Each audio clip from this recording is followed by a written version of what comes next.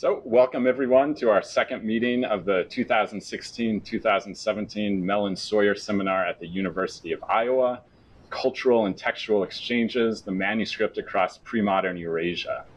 Today it's my great pleasure to welcome our first invited speaker, Shai Secunda, and I'm just going to say a few words of introduction before turning the floor over to him.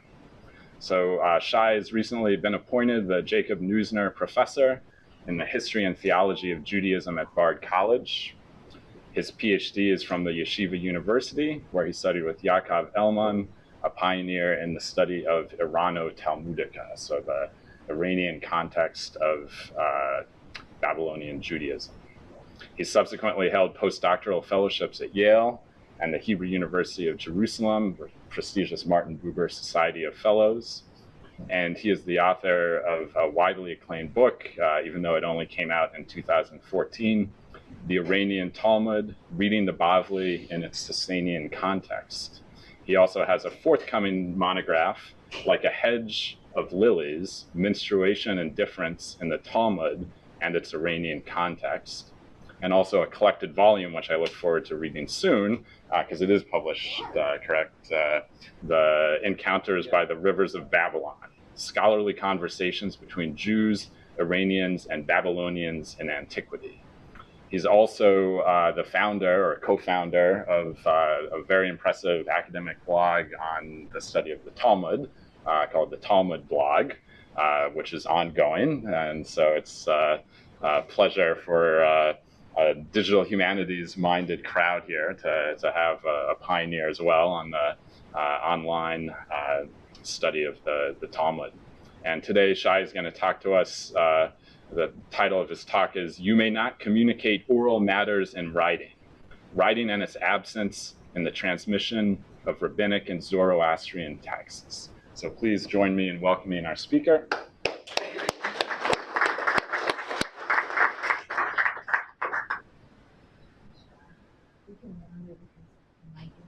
Oh, so good. we'll pick you up And in anywhere. terms of the filming, that's okay. Yeah, you're good. Okay, great. So thank you very, very much for this special invitation. My first time in Iowa, and I've already been learning new things, even about the topography. I had assumed that I would exit the airport and just see flat prairie, and I was pleasantly surprised to see bumps in the road and hills, and then meet some wonderful people already. I just got in last night, but I already got to meet, obviously, Paul and Catherine, Tim, and Melissa. And I also wanted to thank Erin, who's been doing some of the coordination, and all the other people who have made my trip to Iowa so special and so nice. I have a serious task here. I didn't realize when we were talking about dates that I would be the first speaker in this august forum.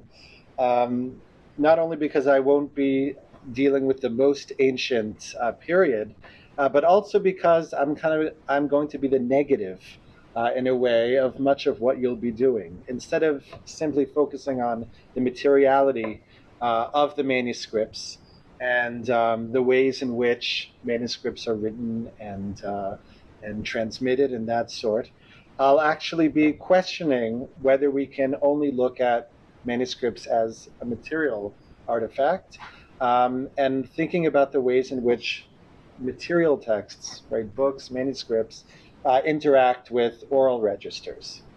And I'm going to do that by looking at two seemingly obscure traditions, Rabbinic Judaism and Zoroastrianism, but I hope that sort of small, maybe obscure, those test cases will be informative for other things that you'll be doing in the seminar and hopefully beyond.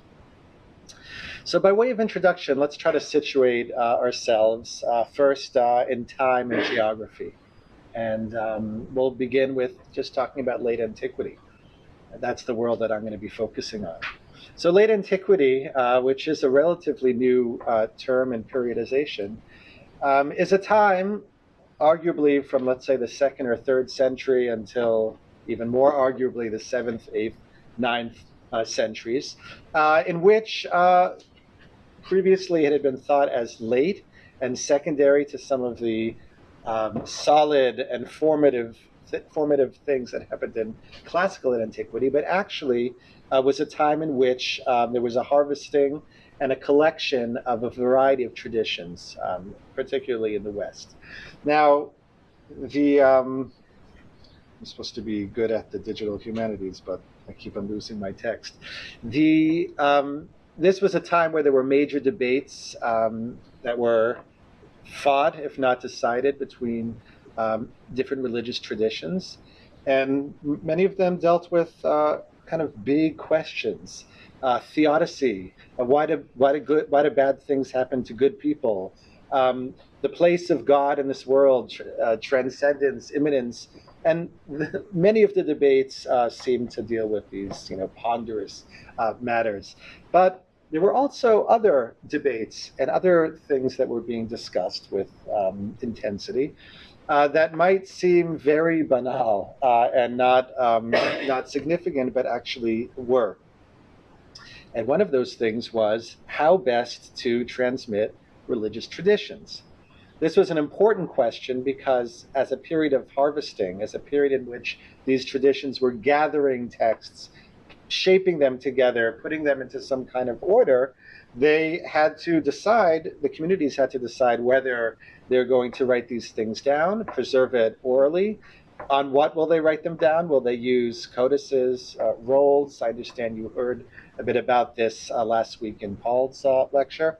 And, in another context, you might think that this is as insignificant as that question, paper or plastic. I don't know if they still ask that question here, but I'm coming back to the States after some time away. We know here that the paper or plastic question, or the scroll or codex question, is actually a really important question.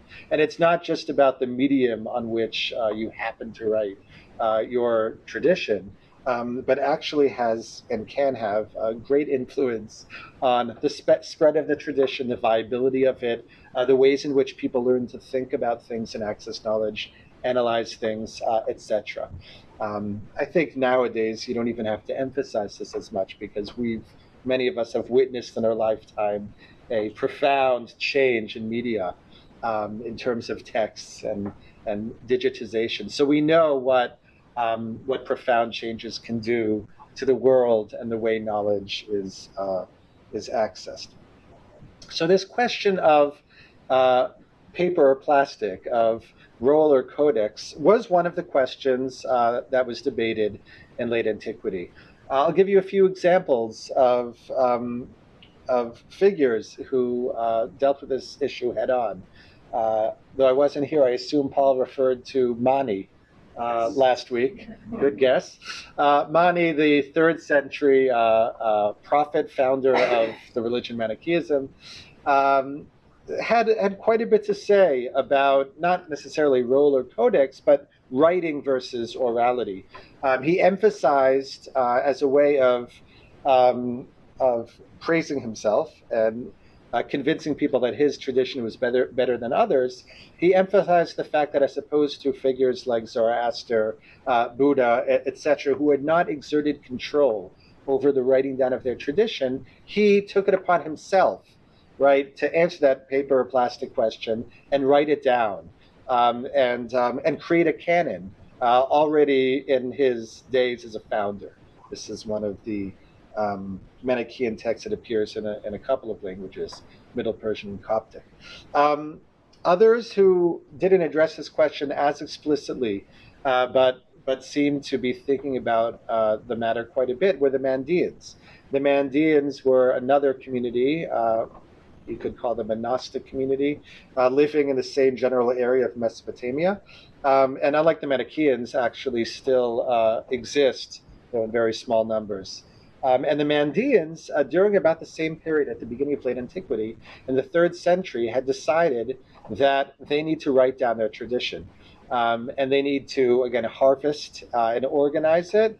And apparently, based on how it survives in much later manuscripts, to do so on scrolls, to use scrolls to organize their tradition.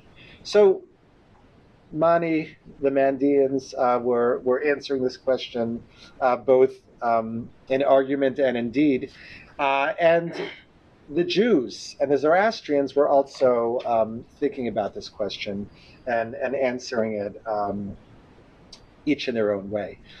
The reason why I want to focus on the Jews and the Zoroastrians, and specifically the Rabbinic community and the Zoroastrians, is because something peculiar happens.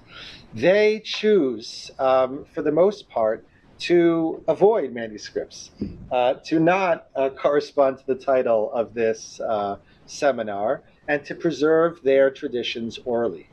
Now, this might not actually be so strange if Rabbinic Jews and Zoroastrians were largely oral societies. But in fact, as we'll soon see, the rabbis and the Zoroastrians and the Sasanians, I'll define these terms very soon, had developed forms of writing and had very precise ways of writing things down, keeping them for posterity, etc., etc. So the decision to preserve their religious traditions and even part of their religious traditions in an oral register is curious. It seems to have been deliberate. It led to certain curiosity on the part of other communities, and it has to be explained. Not, again, because it was simply an oral register, but it was oral when other written options were available. So the question that I'm going to focus on today, the time that we have together, is really a question of relationships between writing and oral, in the case of these two communities, Rabbinic Jews and Zoroastrians, and to try to use that ultimately as you look ahead to think about other ways of appreciating manuscripts as transmitters of culture. Let's start with the rabbis. I'm actually just going to get my water.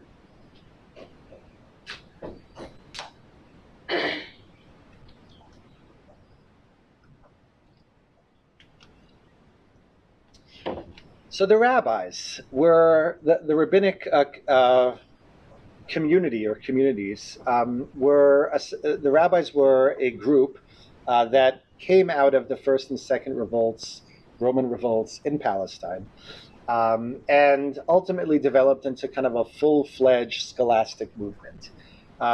First, again, in Palestine, and then in Mesopotamia, central to southern Mesopotamia, otherwise known as Babylonia. And they were focused, among other things, on collecting traditions, collecting texts, primarily what we call halachic texts. These are legal or ritual rulings and discussions, but also a vast, great variety of texts, ethical and moral maxims, scientific teachings, medical texts, even kind of strange journeys into other realms and other worlds, were all being collected from pretty early on in the movement at the end of the first and then into the second and third centuries of the Common Era. So this was a movement that didn't just happen to collect texts and were involved in the production of texts, but the creation of this community was very much connected to the production of these texts. Now, the climax, or the foundational climax of this collection was the compilation of a work known as the Mishnah. The Mishnah is the foundation of rabbinic literature, and I'll soon describe it, but it's important to emphasize already at this moment that this text, the Mishnah, Mishnah, was published orally.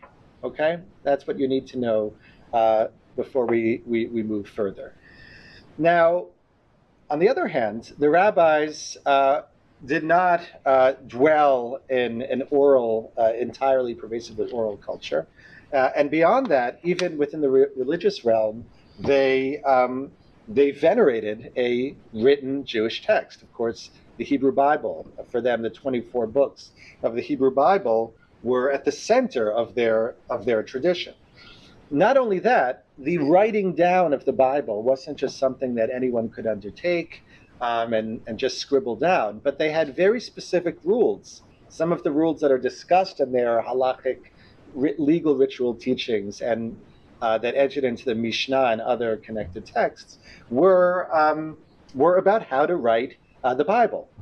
What type of ink should be and must be used, what type of parchment had to be employed, how to draw the lines, or not draw the lines, but to indent, things that we know from other book cultures and manuscript cultures were very important and had great ritual legal significance for the rabbis. And it wasn't just the writing down of the Hebrew Bible that was important to them, but also writing down other texts were very important to them. Ritual texts, for example, two prominent examples are tefillin and mezuzot. Tefillin are phylacteries worn to this day by observant Jews.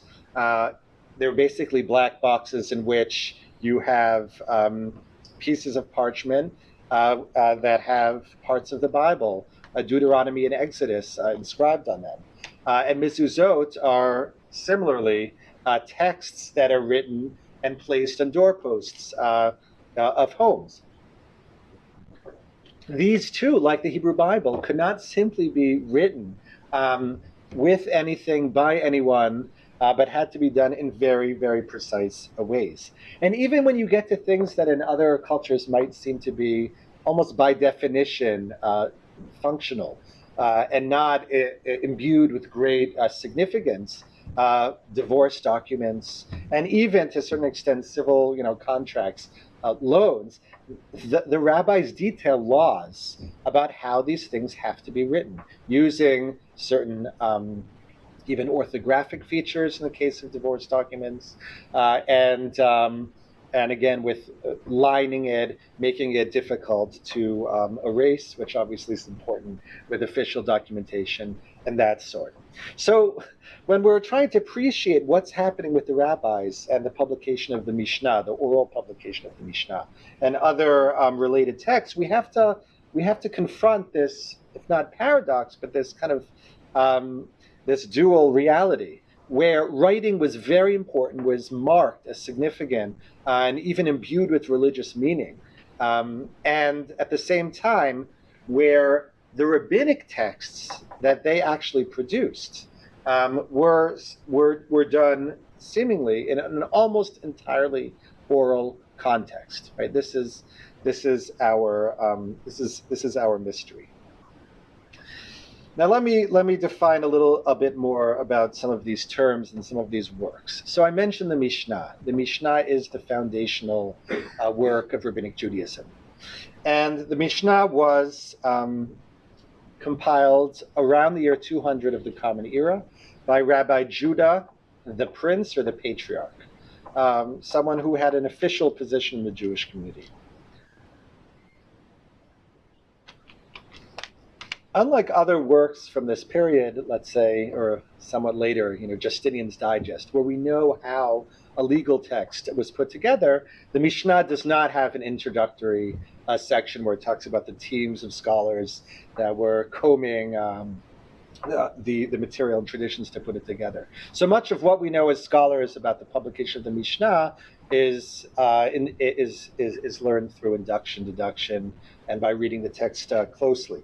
But that said, it seems to be that Rabbi Judah, or whoever compiled the Mishnah around that time, gathered together oral traditions, shaped them in a certain way, and put it into a new, and this is important, a new information system. Okay? This is one of the great feats of the publication of the Mishnah. As opposed to using, let's say, the Bible as your organization of knowledge, which in fact another area of rabbinic literature had done, the Midrash. So you would have a work that explains the book of Genesis and follows the order of the book of Genesis. The Mishnah basically says, we're not going to do that. We're not going to use the organization of biblical law. We're not going to follow Exodus, Leviticus, Deuteronomy, etc. Rather, the Mishnah is organized into 6 orders, and within those 6 orders are approximately 60 tractates that organize the great variety of rabbinic legal knowledge, all the way from agricultural laws until laws of torts and how to conduct sacrifices in the no longer standing at that point Jerusalem temple. Okay, so that you have almost an information revolution in terms of the organization of this knowledge, which sometimes we don't appreciate, and this is happening orally. Okay, we'll work our way into thinking about how you organize knowledge in an oral setting, but this is something that's happening.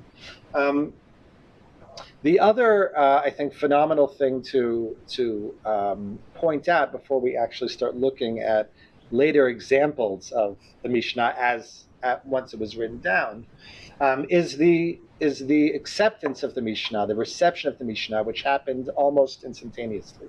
So if the Mishnah was published orally around the year 200 CE, then by 220, 230, it already is kind of accepted as the primary text, the starting point for discussions of rabbinic law, both in Palestine and in Babylonia. And this is remarkable.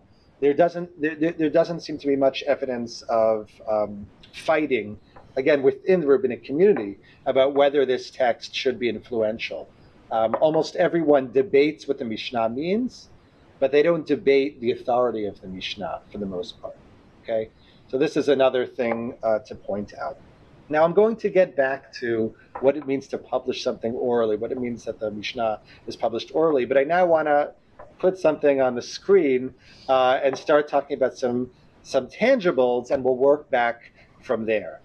But the question that we need to ask if we're tasked with talking about manuscripts in rabbinic culture is, when from when are our earliest manuscripts, right?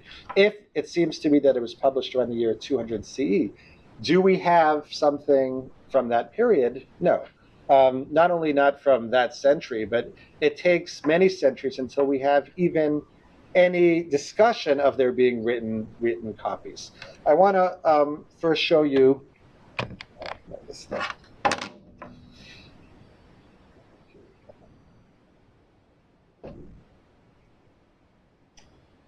I want to take a look at what seems to be our earliest dated Mishnah fragment. Is there a screen there as well? Okay, so hopefully the writing will be large enough for people to read. This is our earliest dated fragment. It's housed, or it was found in the Cairo Geniza. I'm sure you'll be hearing quite a bit about the Cairo Geniza in the context of this series, and you have one of the great experts coming, Marina Rusto.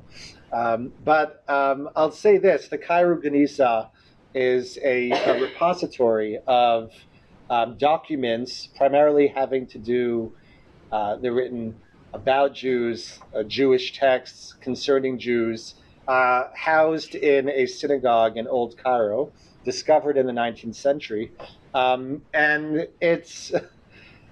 it probably was one of the most important discoveries in Jewish studies ever to have taken place, and it has ramifications on a vast variety of fields, especially people who deal with the medieval world.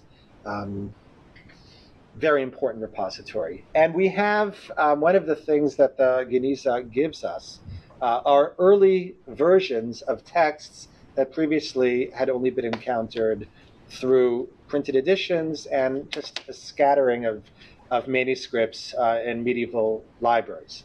Now, primarily these are fragments, because the Cairo Geniza was a repository into which older texts that had to be treated with respect were discarded after they could no longer be used. So, for the most part, we have fragments of texts that are then pieced together Slowly, before the digital era, just scholars using their eyesight, and more recently, and I'll talk about the website that this is from, using really sophisticated technologies, face recognition software, and that sort of thing to piece together different fragments which had made their way to different libraries around the world.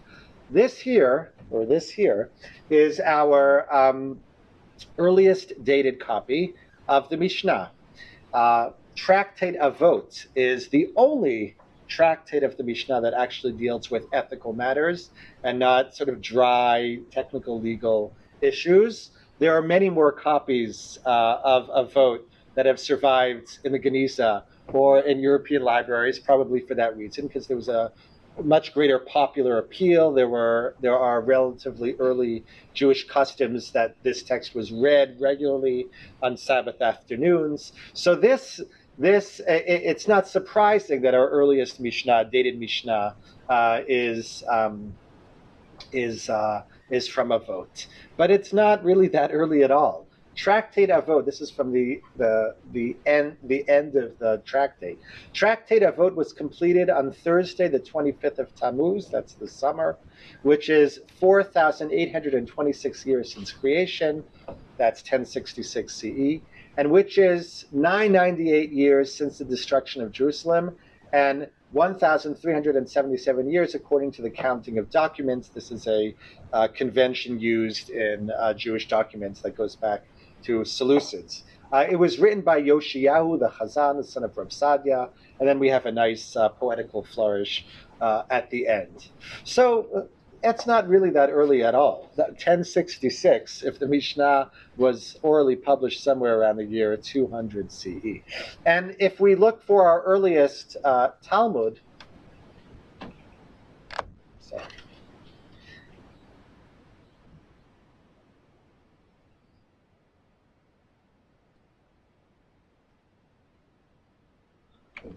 Okay, hold on.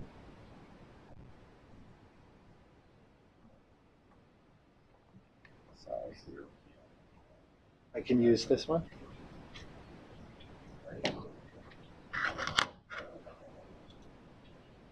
Okay, there we go. I must have just pressed something. Okay, that seems to be back. Sorry. Our earliest Talmud is from the year 1085. So Tractate Kiddushin, which is a tractate about the laws of betrothal, was completed with the mercy of heaven. Blessed is the Lord forever. Amen, amen. Late Adar 1. This is during the springtime. 1085, written in a part of Egypt. Soan is actually a biblical toponym.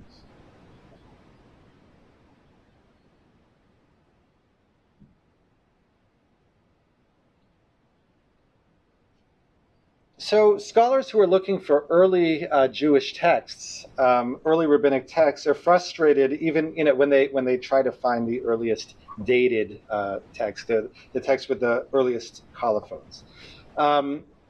So another way of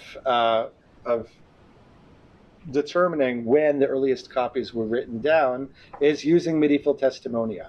In other words, if a medieval scholar were to refer to a written copy, then hopefully we can trust that medieval scholar that they actually saw the copy and determine that there was a written copy at that time.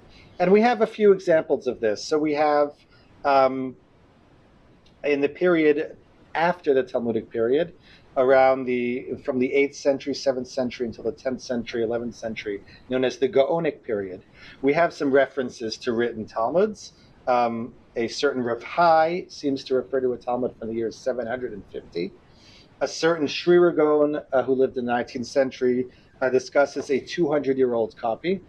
And I think the most interesting text that I want to talk about is a quotation from Moses Maimonides, the famous Talmudist and philosopher, who writes as follows: "A portion of an old Talmud reached me in Egypt, inscribed on parchment as they used to write 500 years ago." Okay, so this is in the technical discussion of the laws of loans, malveh v'loveh, in his magnum opus, not the Guide of the Perplexed, but his legal magnum opus. He wrote a few of them, and he refers to this old text in order to support a legal opinion, saying that the current versions are not accurate, and I found this old legal text.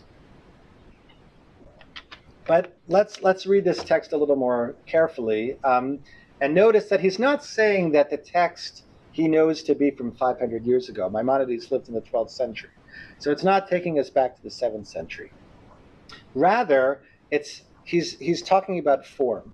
He's talking about how it's inscribed on parchment as they used to write 500 years ago.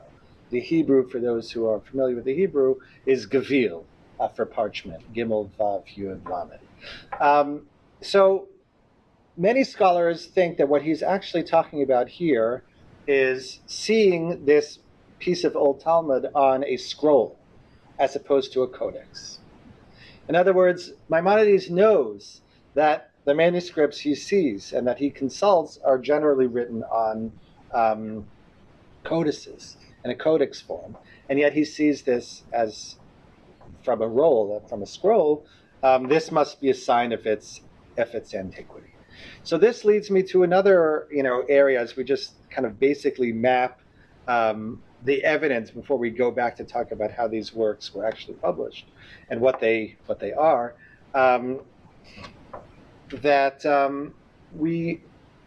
The amount of scrolls that have survived, rabbinic scrolls that have survived, is very few.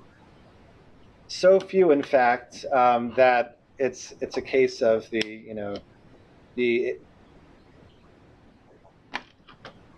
it's a case in which there's so few that we assume the exception proves the rule. We have about 4 or 5 of these, and I just want to highlight them because they're so strange. One of them, not in front of you, is a copy that was discovered by a scholar at North Carolina named Mark Bregman, a text known as Avot de Rebbe Natan. Avot, again, is that tractate that we just referred to. It's this ethical tractate, but it's a different recension, a different version of it, different text really entirely, and it appears, a fragment of it appears in the Cairo Geniza in a scroll form. Not only is the form strange, but as Bregman pointed out, a lot of the other characteristics are strange and archaic. So the way in which, let's say, the name of God is written differently than how we find it in other texts. And there are other kind of peculiar orthographic features that seem to point to earliness. So Bregman assumes, and other scholars have concurred, that the scroll is a sign of earliness. We'll come back to this point in a second. We also have copies of Talmud. This is a copy of Talmud, a tractate that deals with the laws of kosher food, tractate Chulin, that was discovered in the Cairo Geniza. It's hard to make out, and it's hard to appreciate this, but this is actually written on leather, a material that really rarely shows up, certainly for rabbinic manuscripts. One of the other important things to point out here also, I don't think this has does it have a laser? You could see, I don't know if you could see on this one, but those of you who are close, you can see that there are a large number of columns. You can count something like 1, 2, 3, 4, perhaps 5 columns. That is a sign of a scroll as opposed to a codex, certainly in the rabbinic context. So most codices, rabbinic codices, the manuscripts that we're familiar with, have 1, 2, possibly 3 columns, and that's the space just runs out after 3 columns. And in the case of the scrolls, we can get numbers like 4 or 5, perhaps even more, because these are large pieces of parchment that were sewn together to make the roll. You've heard a bit about how the rolls were produced, and therefore you would have theoretically more room to work with.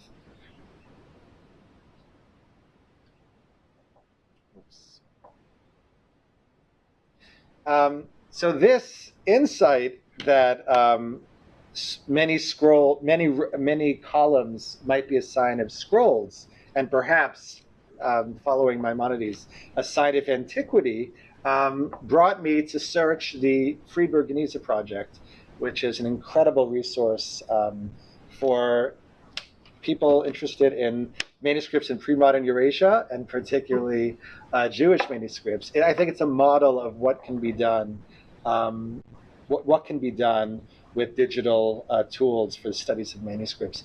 The Friedberg Geniza project is sponsored by a donor named Albert Friedberg, who is also a scholar in his own right, scholar of Maimonides, in fact, and years ago decided that he was going to devote his philanthropic work to digitization and digital tools that will bring together the different pieces, first of the Cairo Geniza and later of manuscripts around the world. There are, you can't appreciate what can be done with this site just from the screenshot, but one of the things that can be done is not just searching for, I want to see Tractate Avot, give me the first chapter, the first Mishnah, but you can search for physical characteristics, even to a certain extent paleographic, codicological, etc., etc. So I did a search to see how many 4+ columned manuscript fragments we have of Talmud and of Mishnah, and the results were really pitiful. Something like 4 or 5, depending on how you count, which is maybe a smaller mystery, but another mystery that we're going to have to think about. In other words, if the first mystery was why, if the rabbis were so invested in the writing down and the techniques of writing down some important texts in their life, the Hebrew Bible, etc., then why would they not do so for rabbinic texts that they were producing? So this is a corollary to this. Okay, well, ultimately, when they did decide to write down these texts, why would they not primarily use the scrolls that they had a developed technology for producing when they copied Hebrew Bibles? Why are they seemingly adopting codices? Right? This is kind of a smaller question. Now, I actually realize I have not explained to you what the Talmud is, and I'm going to do that in just 1 minute. Again, I'm coming from Jerusalem, where what you assume an audience knows is probably different from Iowa. But before I get there, I want to get to a third method, or a third avenue for looking for early manuscripts, which I hope will actually open up a whole other way of thinking about texts than what I've been assuming thus far.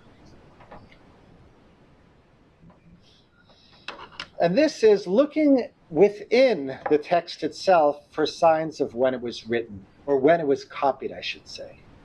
Now, what does this mean? If the Mishnah was published around the year 200 CE, and if the Talmud, the Babylonian Talmud, which was structurally a commentary on the Mishnah, that was much more than that because of the tangential discussions that were included within it, and which was ultimately, let's say, compiled around the 5th, 6th century. So what does it mean to say, based on when the text says it was written down, I can know when the earliest text was written? So there's one that, before, without staying abstract, let me quote to you a passage and show you how this might be done. This is a kind of a typical section of the Talmud in a tractate Sanhedrin, which is devoted to the great Sanhedrin, this great court, which was supposed to have sat in Jerusalem. And within this tractate, there are also long discussions of lore, eschatology, a variety of non-legal topics. And we have a kind of almost apocalyptic text that I want to draw your attention to. It says as follows: "It was taught in the school of Elijah, 6,000 years is the duration of the world. 2,000 years of chaos, 2,000 of Torah, right? The law, the Bible, the Pentateuch, and 2,000 of redemption. And in our increasing sins, those years which have gone out from the years of redemption have gone out. Okay, this is the version that appears in the standard printed editions of the Talmud. It's reflecting on kind of the scope of the world, the length of the world. It's rather pessimistic in the end because the final 2,000 years of redemption were supposed to have begun, and yet, from this Jewish perspective, the Messiah has not arrived, so that must be because of sins. And that's the way the text, again, appears in the printed editions. But in a variety of manuscripts, this was a moment in which people would reflect on precisely how many years had passed. So, for example, in a Yemenite manuscript that's now housed in the Herzog Library in Jerusalem, and this manuscript shows signs of faithfulness. There are loan words that are properly preserved that aren't preserved in other manuscripts, and it's an impressive manuscript for a variety of reasons. This is how they have the ending. And for our increasing sins, 590 years have gone out, or in the margin, 538 years have gone out.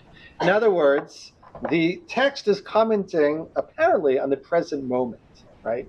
That the year is 778, right? It's 4,538 in the Jewish year, in the Jewish counting, and the redemption was supposed to have come already 538 years ago. Now, we know when the Yemenite manuscript was actually copied. It was copied hundreds of years after this date. It's actually one of the latest manuscripts that we have.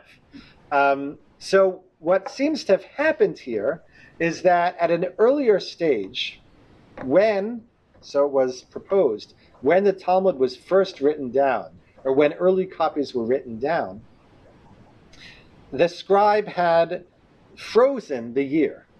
Because before the writing, this was the assumption, before the writing of this manuscript, the text would constantly update itself.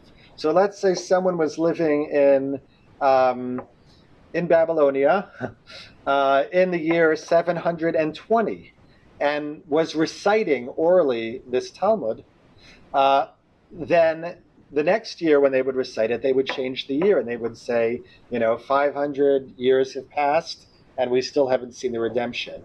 And when the text was actually copied down, right, then it was frozen.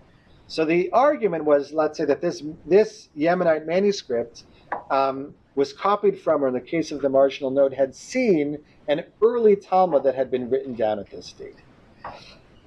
Now this is an interesting argument, but it's a problematic argument, because really what this argument is focusing on is on the fluidity versus the fixity of a text, right? And assuming that a written text is a more fixed text, and an oral fluid text is a less fixed text that you would constantly update. So I want to use this as an opportunity to now kind of take a step back, again, and first do some of the explanatory work of what the Talmud is, but use that as a way of thinking about how rabbinic texts work, both in their relatively late written form and also in their earlier oral form. And let's try to maybe bracket what you may or may not know about scribal cultures and the technologies that are used and the societies that are built of people who know how to write and are trained for many years, and try to apply that maybe to an oral context. Now, I'm emphasizing this because many of us, myself included, before I started reading more widely in orality studies, kind of assume that orality is this like black box that you can invoke when you see something that is different or peculiar from how you normally think knowledge is transmitted, and you can just say, oh, that's an oral phenomenon, that's something different. Perhaps you might even think that oral texts are by definition, as those scholars argue, more fluid more susceptible to forgetting, to tampering with, and that sort of thing. And in fact, let's work our way into first the publication of the Mishnah, and then of the oral publication of the Mishnah, and then the oral production of the Talmud, and try to think about how these things were actually produced and then transmitted orally. And we know a bit about this, both due to internal evidence in the Talmud and terminology, which we'll get to in a minute, and also these Gaonic, these kind of post-Talmudic, early medieval texts that describe the processes used to transmit and discuss the Talmud. And let's again begin with that word Mishnah. Okay, so again, this first foundational rabbinic document orally published around the year 200 CE. So the word Mishnah comes from a Hebrew word, root, Shin, Nun, Yud. Those three letters can refer to both the claiming, reciting, and repeating, because the two are semantically related to one another. The repetition of a text, reciting of the text is a repetition of that text, and so forth. That's the word for Mishnah. Now, there's an Aramaic cognate of that word. Instead of that Shin, Nun, Yud, it's a Taf, Nun, Yud, a different Hebrew letter, which is the same, similarly saying repetition or reciting. And also the term used to describe the rabbis that appear in the Mishnah, that are discussants in the Mishnah. But more importantly, for our purposes, it's also employed to describe the reciters of the Mishnah. What do I mean by the reciters of the Mishnah? So these Tanaim, these reciters, would be tasked with memorizing the material and then reciting it so that it could be discussed and dissected in a scholastic context. So the picture that emerges, again, from the Mishnah, from the Talmud, and from these Gaonic writings is that you would have these sort of walking books. They might not be very analytically inclined, but they would have prodigious memories, and they would be brought in when there was a question of what the text said, what the proper version was, and they would recite the text. This apparently had been used in the production of the Mishnah, and it was absolutely crucial for the production of the Talmud. Because the Talmud ultimately, if it begins as a commentary on the Mishnah, it also includes various texts that were recited by these professional reciters, and then placed into a kind of discursive framework that's trying to explain what these texts mean, how this text can relate to another text that it seems to contradict, and so forth. So this is kind of the beginning of describing not the scribes, but the reciters who were essential to the task of producing, preserving this material. But beyond them, we also have other terminologies which are important for thinking about how a text could be orally produced. We have terms like same, erase. Normally we would think that this is a term that would be useful in a written editorial context. You need to erase something and write something in its place, but actually it's used sometimes to correct these reciters. Erase those few words, they're inaccurate, and replace it with something else. Another very important root is the root samech daled resh, which basically means to organize. And this really was what the Talmud was doing. It was organizing knowledge, using the Mishnah and that information system of the Mishnah as its almost bibliographic system, and then slotting within that the text that needed to be preserved. Okay, so this is just like a small window into an environment in which these texts were being produced, transmitted, and organized orally.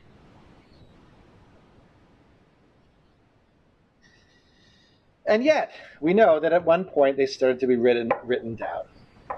And this is ultimately the interest of this seminar, right? Manuscripts, as they're being dispersed across pre-modern Eurasia. So these texts ultimately are written down.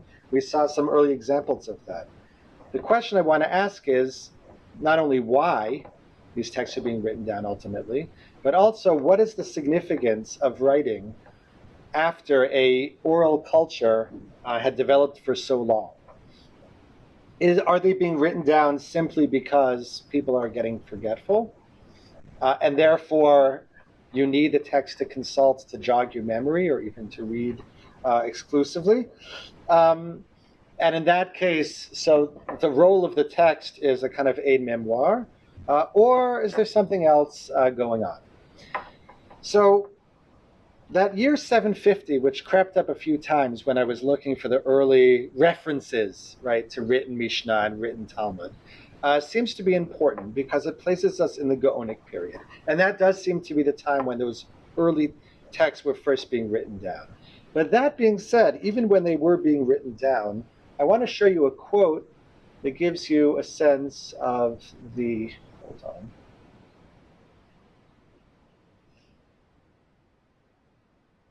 Hopefully this didn't slip out of there, but I'll quote it from memory if it did. Yes, here it is. This is from a Gaonic responsum, a Gaonic text that explains the role of a written text and whether written texts are consulted in normal, everyday scholastic activities. This is what he says: the entire academy, and it is the entire academy, and it is known that their recitation is from the mouth of the masters, and most of them do not know what a book is. Okay, we actually have a number of quotes like this in Gaonic literature, and they aren't just kind of pious or boastful statements about the memory of these scholastic, of these sages, but actually show that this tradition of consulting the reciters remained in Babylonia. That being the case, so what was the purpose of writing down? What was the purpose of writing down this Talmud? Why ultimately was the Talmud written down? And in this responsum and in other texts like it, the picture that emerges is that this had to do with the Gaonim trying to exert authority over communities that were beyond their borders. So the only way to really do this is either to send out sages to recite to these other communities, or to start writing and sending the manuscripts abroad. And they decided that this is what had to be done. But ultimately, they wanted to retain their control. They wanted to retain their hold as kind of the masters. And therefore, you constantly have statements like this, asserting the centrality of the oral tradition, even once the texts are circulating, even once the texts are out there. So let's now try to move to close this discussion of rabbinic texts and oral text and get back to the question of why, right? Why? Why is this the case? Why in a culture where writing was available and highly developed, did the rabbis choose to transmit their texts, their rabbinic texts, orally, and even after writing down, to continue to assert the primacy of orality? And this is ultimately where the title of my talk comes from.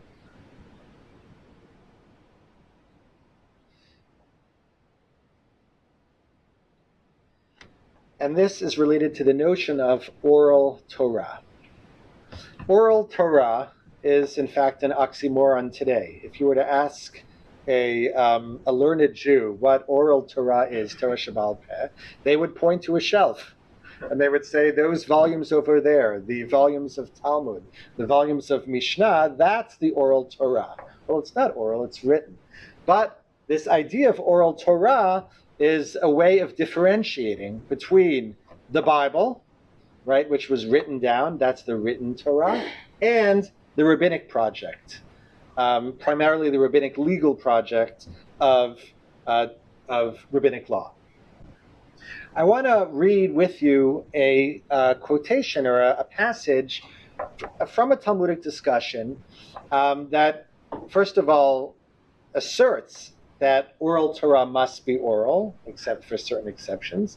But more importantly, will give us the tools to deal with this question of why writing was used for the Bible and was not adopted for the oral Torah, for rabbinic texts.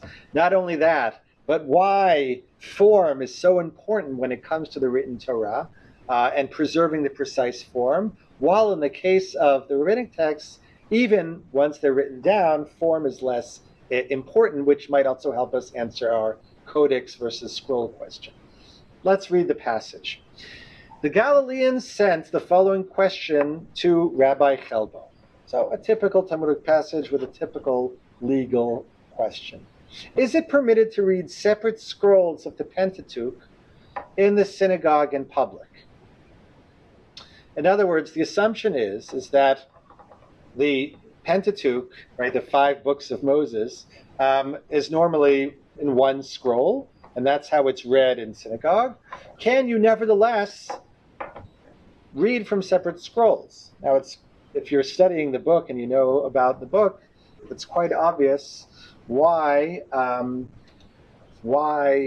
you would want to have separate scrolls. If you've ever seen an entire Torah scroll, it's large, it's heavy, it's difficult to produce, and separating these 5 books of Moses, which even has to do with the history of why they became five books, is much easier. So these things apparently were circulating, and the question is, can they be used for liturgical purposes in the synagogue?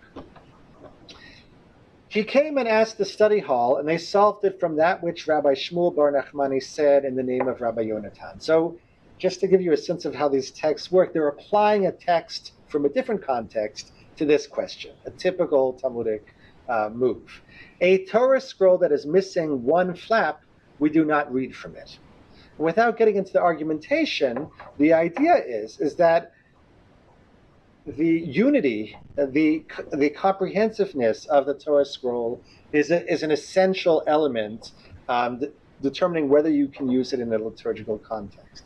So if a Torah scroll that is just missing one flap, right, one of these pieces is problematic, then all the more so, reading one section, right, 1/5, one smaller scroll cannot be used in a liturgical context. So we already have a sense that, again, the Torah scroll and the writing down of the Torah, of the Pentateuch, isn't simply a means to be able to read it. But there's something about preserving this form, right? This form which was thought to be original, one piece that's essential here in this discussion. And let's continue. Rabbah and Rav Yosef both stated, we do not read separate scrolls of the Pentateuch in the synagogue because of the honor of the synagogue, i.e. it is not respectful to read in the synagogue from anything less than a complete scroll. Okay, so there's also an element of respect and kind of the gravity of the liturgical moment. The text continues. And Rabbah and Rav Yosef both stated, this book of weekly portions from the prophets, so this is not for the Pentateuch, but parts of the prophets, which are read following the reading from the Pentateuch, it is forbidden to read it on the Sabbath. So it's a book, okay? What is the reason? Because it is not given to be written in anthologized form. What they seem to be referring to is collections of prophetic writings, let's say Isaiah and Jeremiah, which were arranged to conform with the liturgical schedule.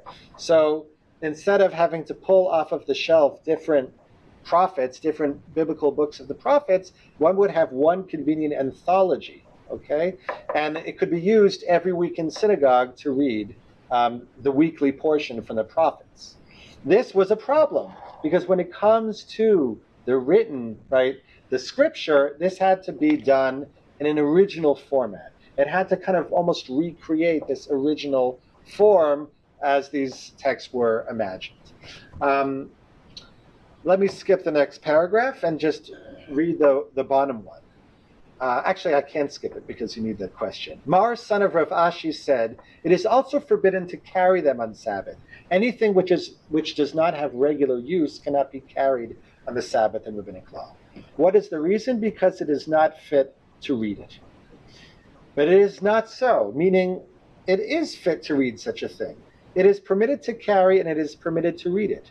For Rabbi Yochanan and Rabbi Shimon ben Lakish would look at a book of lore, this is Agadah, on the Sabbath, right? Unlike the Mishnah, these books of lore, these books of Midrash apparently, were in book form during this period. So the rabbis know that some of their project was being written down.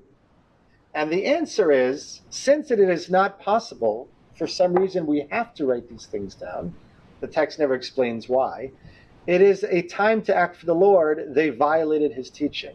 Here too, since it is not possible, we say it is a time to act for the Lord, they violated his teaching. This is a kind of rabbinic move to explain a reality that had begun some years prior, where some rabbinic texts were being written down, and they basically said, sometimes things are written down, there's nothing we can do about it, we have to even violate intentionally the ideal. But the important point is that they're not idealizing this new written form, right? It's ad hoc, it's the only way to preserve it, or it's something that just has to happen, but it never gets that form. It never gets it never becomes an essential quality of these rabbinic texts. And that's what we see in this final section. Rabbi Yehuda bar Nachmani, the orator of Rabbi Shimon ben Lakish, expounded, it is written in one section about Torah, write these words. And it is written in another section for in accordance, but the term is by the mouth in the original, literally, with these commandments. What al pi ha-Torah hazot? What are we to make of this? The words that are written, you are not allowed to say them orally. So again, this idea that the written Torah, right, the Bible, can't simply be recited without a text in front of you. Another feature of emphasizing the presence of the book when it comes to written things, the words that are oral, you are not allowed to say them in writing. Okay? The school of Rabbi Yishmael Tad, these, it says the word these you write, right? You have to write these words of Torah, but you do not write the halachot, the laws, these rabbinic texts.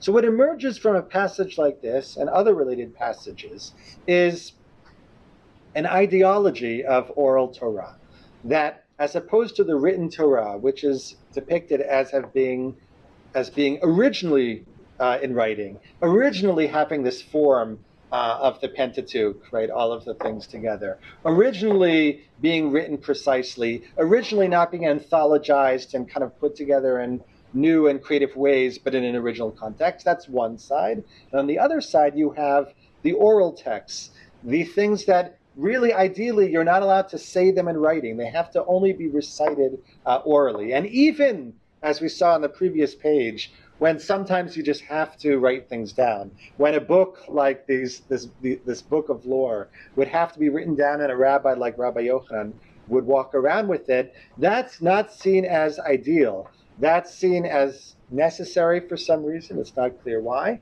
And because of that, and this is the key point, form, right? Form is no longer essential. Form and the presence of the book is an afterthought, and perhaps maybe should be de-emphasized.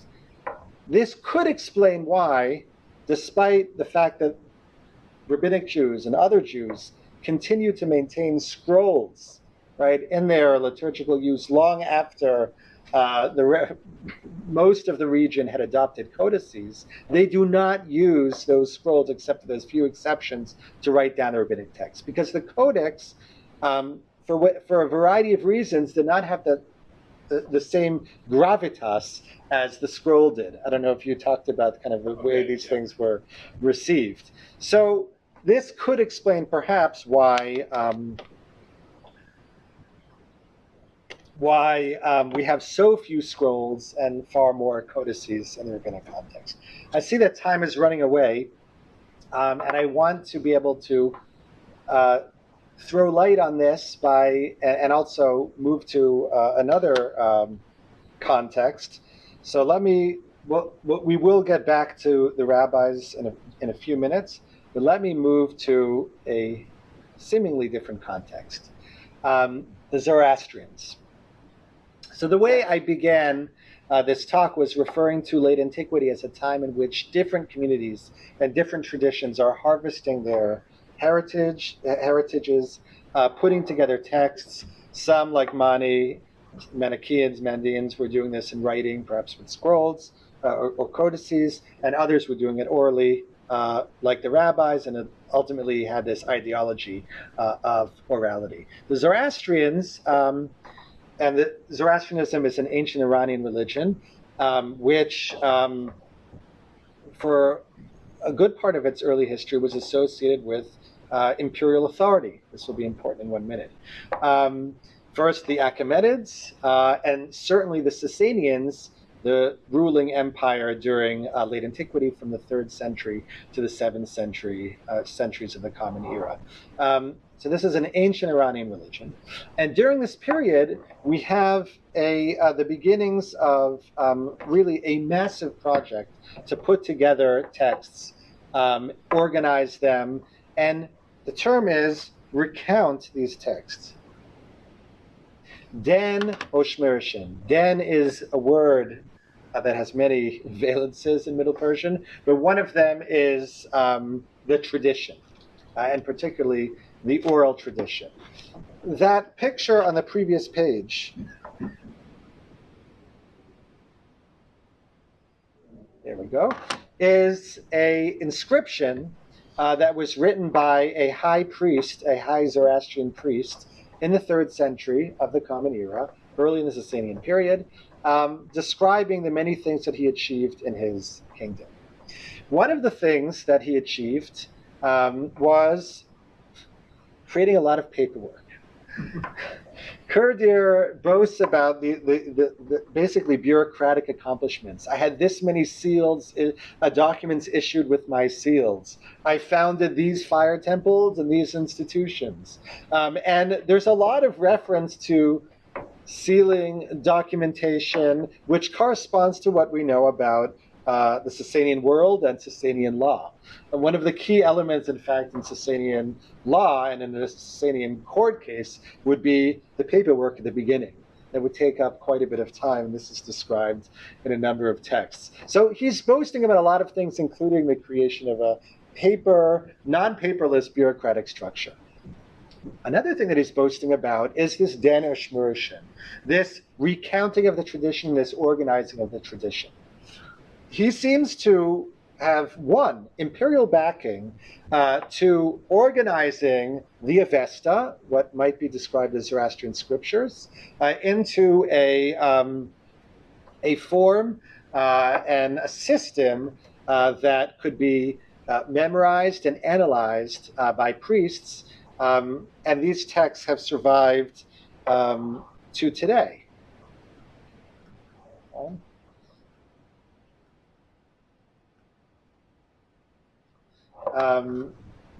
For example, in a form like this. I'll get to the manuscripts in just 1 minute, but I want to again highlight this paradox. Right? We have a high priest who knows a thing or two about writing and about how to create a paper trail.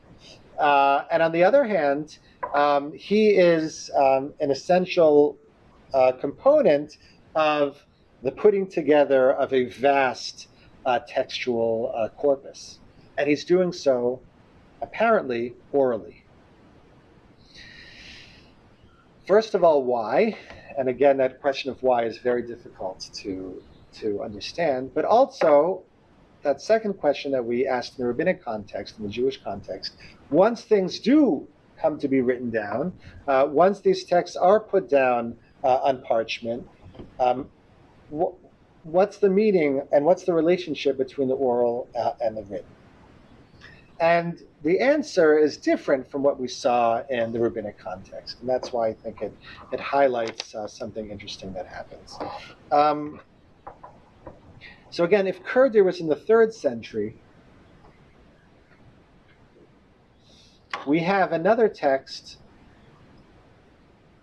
that seems to harken back to the 4th century. In any case, I don't have the time to read it to you, but we'll for those of you who will be attending this seminar, we'll be talking about this text quite a bit. We have a text that stems from the 6th century, which imagines, like the text in front of you, that, in fact, the tradition had been written down from almost the beginning. In other words, for many years, following Kurdir's efforts to organize the tradition, it had been done orally. And then at some point, they decided that it would have been better to be done in writing. And they end up retrojecting the idea that the tradition had been written all along. So in this, and in another related text, we have a description about how the tradition was written down. That's one thing. And if you look towards the middle of the page, in this early imagined history, it was consigned to the governmental treasury. One copy was in that treasury, and one copy was in the fortress of books. So once the tradition comes to be written down, we have a different conception of the relationship between writing and the oral tradition. That there is, the writing was to have an official copy deposited in a governmental institution. It seems to line up quite well with this imperial context. Right? In other words, as opposed to the Jewish rabbinic context, in which writing happened for whatever reason, perhaps to get the word out, to reach other communities, and it was somewhat of an embarrassment, and the oral nature of the text remained strong, this idea of oral Torah. As soon as the texts come to be written down, the Zoroastrian context, they imagine it being properly bureaucratically placed in an archive, right, in an institution. And in that context, right, the relationship between writing and the oral tradition, which we'll see in the closing slide, continues, is different than it is in rabbinic context. Let me close with one final slide where we can see a debate or a need to apologize for the survival of the oral tradition in the Zoroastrian context.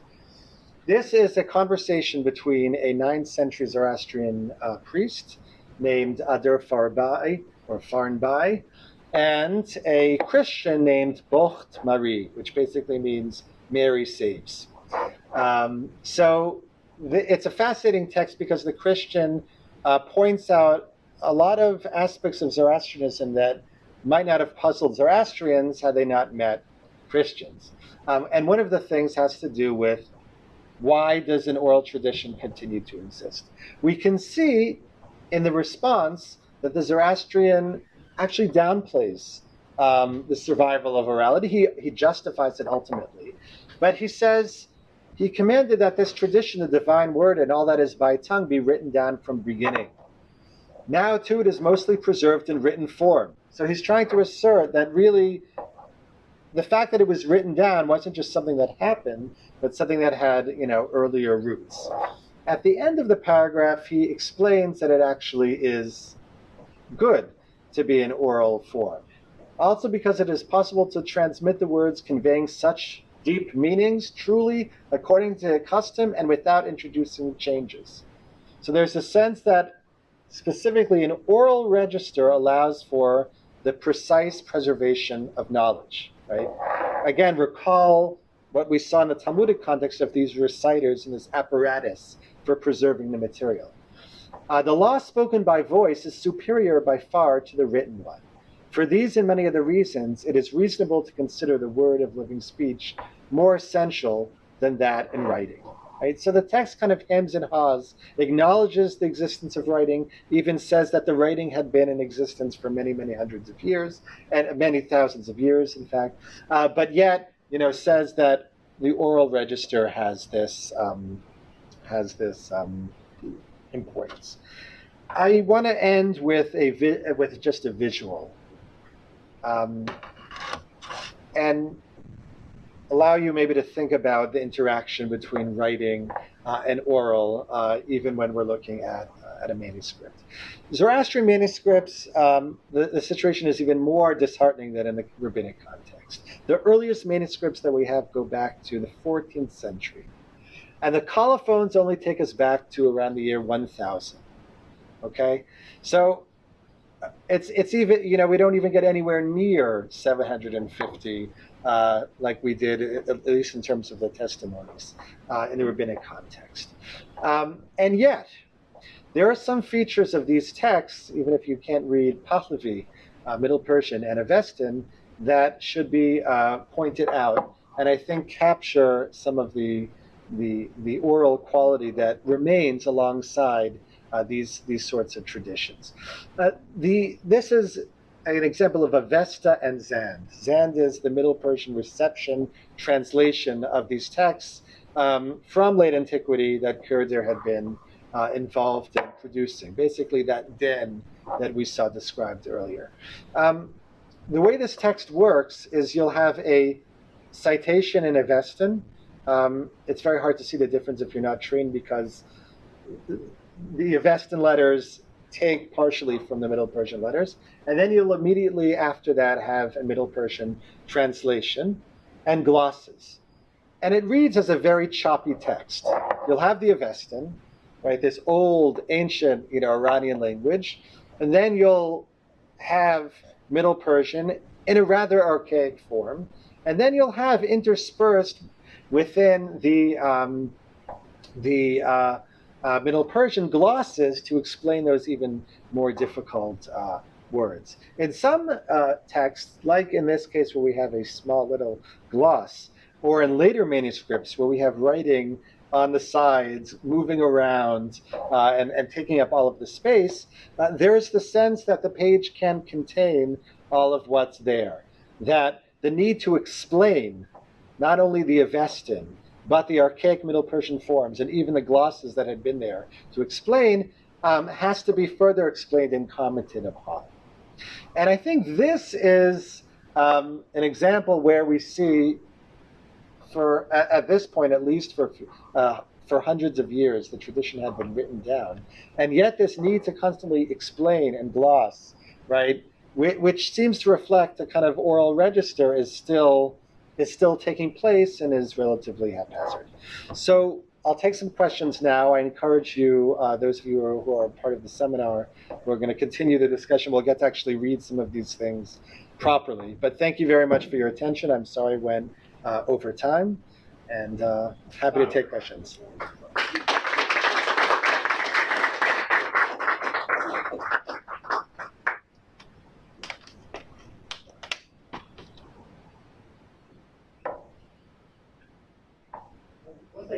If you could just say your name. Oh, Michael. One thing your talk made me think about was Momiliano's argument about ancient historians and their preference for oral evidence, written, which was thought to be pretty easy to fake and less reliable, and so much different than our own. I wonder if this might be an oral testimony. The aspect of testimony of the tradition is what causes the oral.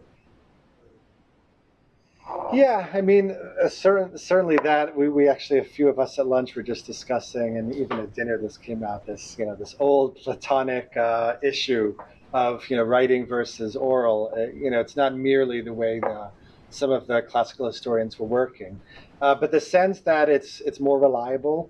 It's less susceptible to to forging. I don't know if that has to do with testimonies, and you find in these texts that arguments are being lined up on either side. So Mani actually says writing it down will prevent forgeries and all kinds of things being incorrectly added to the original teachers. And yet, what you're saying actually is reflected in some of the Zoroastrian apologies and other apologies for oral tradition, that because you have a human there that can be consulted and can correct a student, that allows for more precision.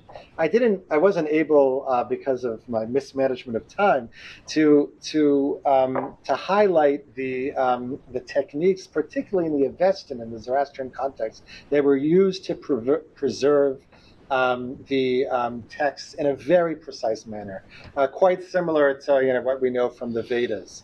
These are things that don't cease to amaze modern Homo typographus, that we're so used to the written word. How is it possible that these ancient texts were transmitted for thousands of years, and yet we see these things and we're able to appreciate their great antiquity?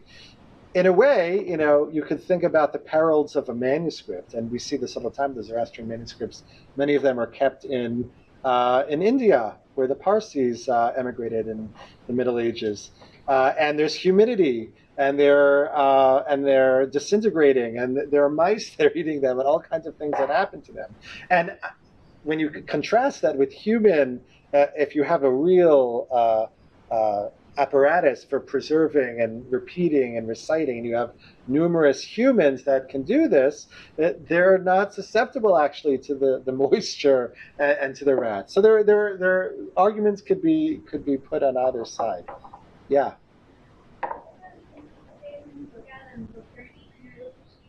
Yeah. And I guess, I wanted to think about it in kind of like late antique context. Do you think that they're thinking a little bit about the last deed and thinking about Donatus having all of their books taken and burned, and then vice versa, but then like this culture of book burning and desecration that's going on in the antiquity, that oral tradition and passing it securely from one person to another is a better way of preserving, particularly within that social context that they're living, than writing it down.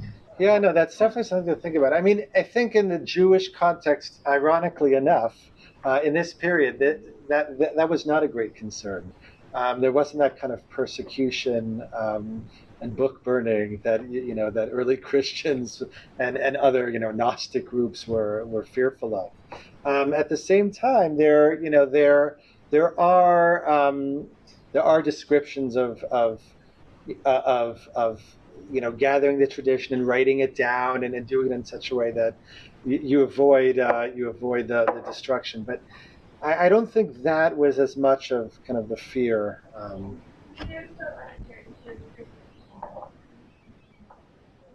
That's true, but in the rabbinic context, I don't think, certainly in Babylonia, there wasn't really a threat like that of burning Torah scrolls or that sort of thing that we can point to. I mean, Jews often like to, and they don't have to emphasize it.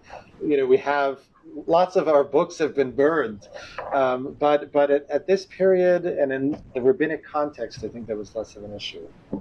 I've always been interested. There are some rabbinic traditions about the Torah being archived, sort of like the. That's from this section, yeah. This part, yeah. I'm sorry, finish. And well, I mean, it seems to me that those traditions say that the book was archived in the temple to kind of control its accuracy. So it seems like the rabbinic ideal is sort of like bifurcated. So with the scripture, having a written kind of exemplary copy will help preserve it, but with the Mishnah, it's sort of the argument's turned on its head. I mean, can those be reconciled in any way? Yeah, no, that's very interesting. I mean, the quotation that I read is from a section that deals with some of these issues, and one of the debates is whether the Pentateuch had been given kind of in one block or in portions, which might justify these fifths, these smaller scrolls. And also within that discussion is a conversation about correcting the text and using two Torah scrolls, that had been deposited in official capacity to then correct the other text. It's just speculating why that, might have been possible, that they could, when it came to written text, have this idea of archiving it in an official copy and not in the.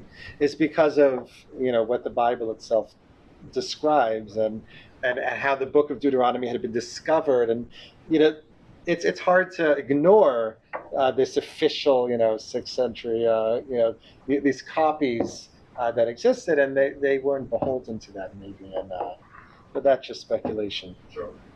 Yeah.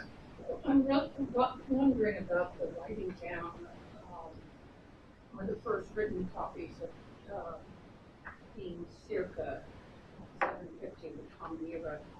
I'm wondering how much the fact that this is still the first century of Muslim expansion has to do with that, because there were already communities in Spain. I have no idea how early they received the Mishnah and then the Talmud, but trade routes were being changed and disrupted, and so maybe it's an effort to reach the whole community of Jews in an area that is no longer as simple for somebody to travel as it had been. Yeah, well, again, I mean, definitely maybe the most important aspect of writing down these traditions had to do with accessing and reaching these other groups. Interesting enough, in these cases, well, it is the Cairo Genesis, so we would expect that many of the documents would come from the Islamic world. But yeah, I mean, this is definitely part of it. One thing I can say that should be mentioned is that the Mishnah, right, which again is the formative text, actually was not copied much for many hundreds of years in a Mesopotamian Babylonian context. It was only known of or accessed and engaged with through the Talmud. So because the Talmud will quote and then comment upon a Mishnaic passage, so you would know what the Mishnah is. The tradition of copying the Mishnah alone as a separate document seems to have been more of a kind of a Byzantine Palestinian phenomenon earlier on, and then ultimately, it comes back to the East, so to speak. But in here again, our earliest copies, this is from already the turn of the millennium, so it's after this had really happened. It's the hour, but we are happily reconvening for the seminar in 15 minutes, approximately. So please join me once again in thanking our speaker, Shai. Thank you.